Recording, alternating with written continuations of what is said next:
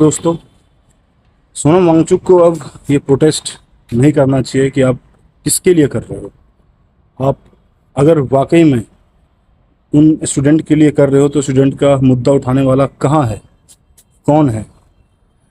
वहाँ तो सारे ऐसे लोग आ रहे हैं जो बच्चों की प्रोटेस्ट की नहीं, वो सरकार के विरोध की बात कर रहे हैं। सरकार के विरोध की बात जायज़ है, मगर आपको ये चीज़ ध्यान रखना पड़ेगा कि आप बच्चों के लिए लड़ रहे हैं या सरकार के लिए लड़ रहे हैं। अगर आप बच्चों के लिए लड़ रहे हैं तो आपका मुद्दा सिर्फ सरकार का होना चाहिए। वहाँ पे कोई भी ऐरा गैरा नत्थू खैरा आता है और वो हमारे भगवान को, इष्ट को गाली बकता है, हमारे इष्ट को बुरा भला कहता है।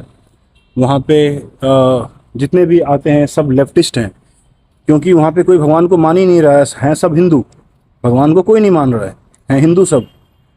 सब जय संविधान, जय बाबा साहब, जय भीम कर रहे हैं, लेकिन जय श्री राम से सबको आपत्ति है। कुणाल कामरा जो आता है और कहता है कि सीता के पति का नाम ले लेके लोग नीता के पति का काम कर रहे हैं।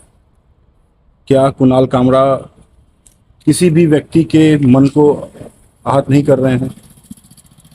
क्या कुणाल कामरा को ये करना चाहिए? क्या कुणाल कामरा के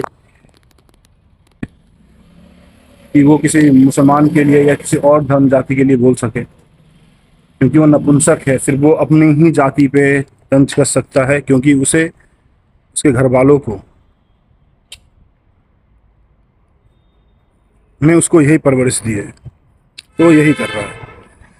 लेकिन हिंदुओं को समझना पड़ेगा इस चीज़ के लिए कि किसे समर्थन देना चाहिए। हम लोग समर्थन देते, अगर नीट के इस मुद्दे पे रहते सिर्फ, अगर तो नीट के मुद्दे पे हम लोग समर्थन देते, हम उस जो 20-21 बच्चे मरे हैं उनके लिए समर्थन देते।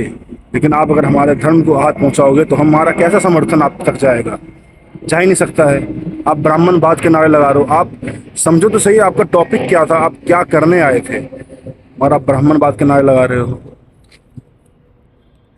इस पर ध्यान देना पड़ेगा, सोनम वांगचुक को समझना पड़ेगा। क्या सोनम वांगचुक सब कुछ समझते हुए, बूझते हुए, जानबूझ के सब कर रहे हैं?